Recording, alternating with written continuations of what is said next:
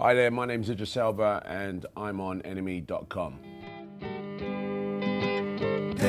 When nothing seems positive, remember you're more than this. What's made me decide to put out an album now is basically I've sort of been in my bedroom for too long as a producer and as a musician. I've always hid behind the fact that I'm an actor, and I always cringe the fact that I'm an actor doing music.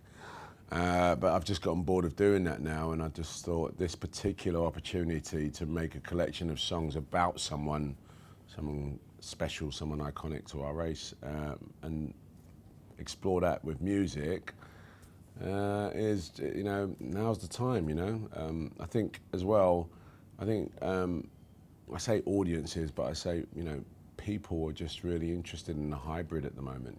It's just, that's the way it's going. It's part of evolution. There are people that can do 2 or 3 things pretty well, and they should be allowed to. So I'm a part of that genesis, I think.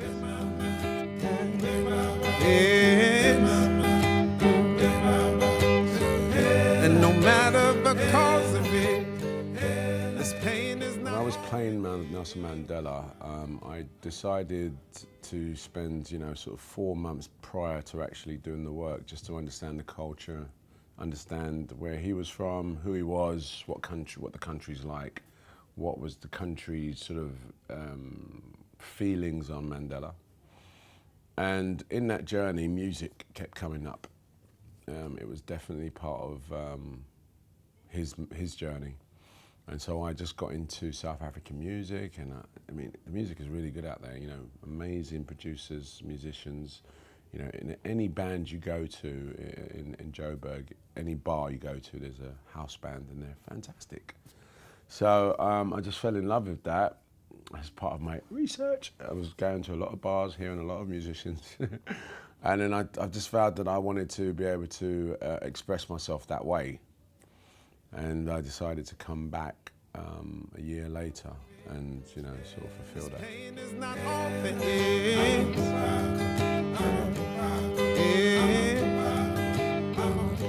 And I said, hold on.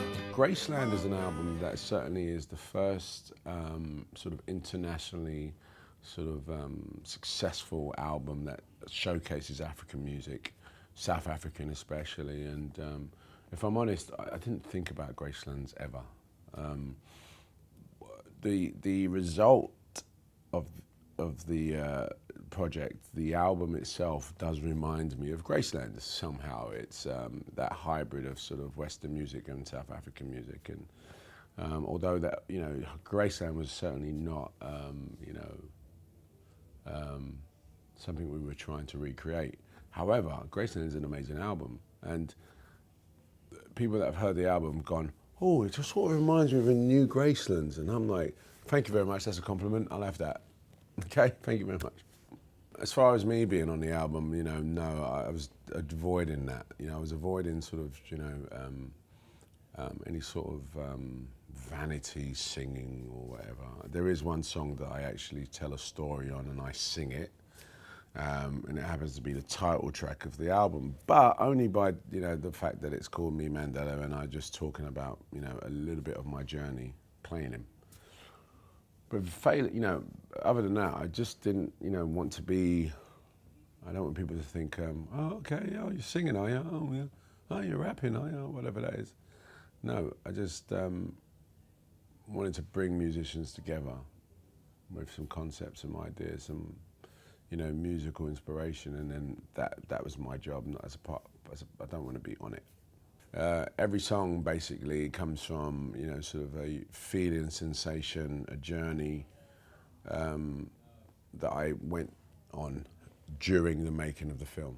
That's what this album is.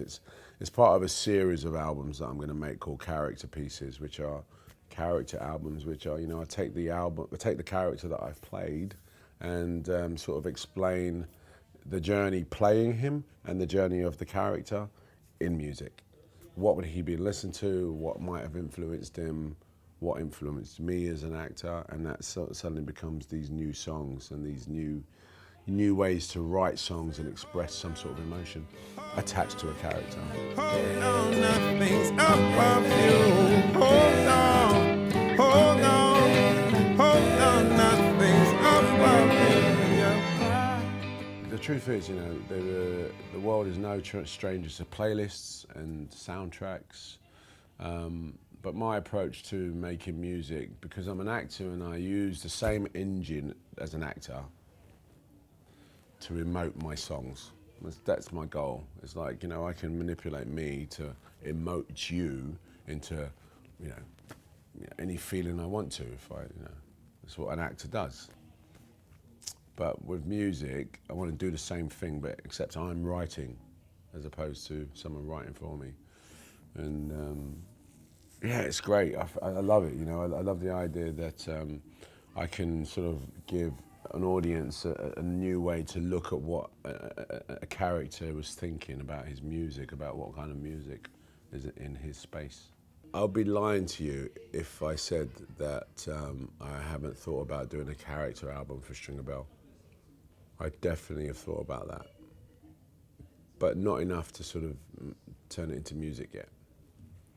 It's such a long time ago for me to play Stringer, and to do an album sort of based on what Stringer might have listened to, thought about, influenced him would be epic if I could do it right, but I just haven't had time to think about it. Luther's another one that is sort of like a big question mark on what I should do with that. I actually did put out a Luther soundtrack, but it is essentially all the songs that appeared in the end and front credits, no, the end credits of the shows. There's one song on there though, which is a song by Kasabian, which was unreleased. And Serge sent it to me. He said, "Do you think Luther would listen to this?" And I heard that song, I was like, yeah. And it's the one song on that, you can get the soundtrack now, but there's one song there, which is an unreleased Kasabian track, which is the only song that I think people go, that's what Luther would listen to. So that has actually inspired me into sort of making an album about that. It might happen, it might not. But the truth is, I just finished this film in Ghana with Kari Fukunaga, who's an amazing director, and we did a film about child soldiers, a film book called Beast of No Nation. And I play a sort of nasty character who is basically the ruler of a child army. And I'm thinking about doing that as the next record, next character album, because there's something about that sort of leadership, that sort of tyranny, that I think is sort of drawing me to it, inspiring me to sort of think about some songs.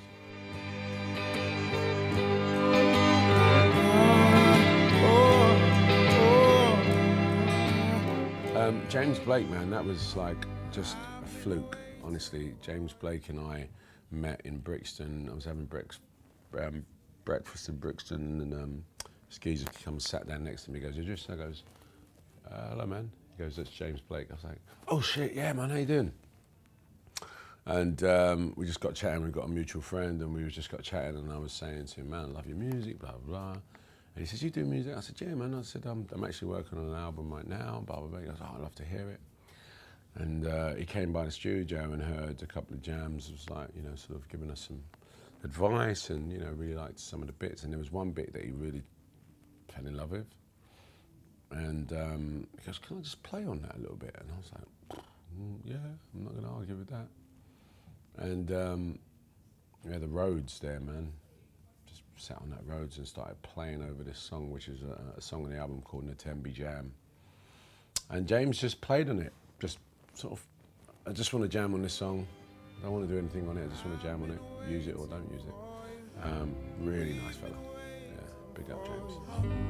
Have faith in this moment. Stand and show who you are. Out to la scenes, out to la scenes, out to la scenes, out to la ma, out pe papa, out to la ma, Tula mama,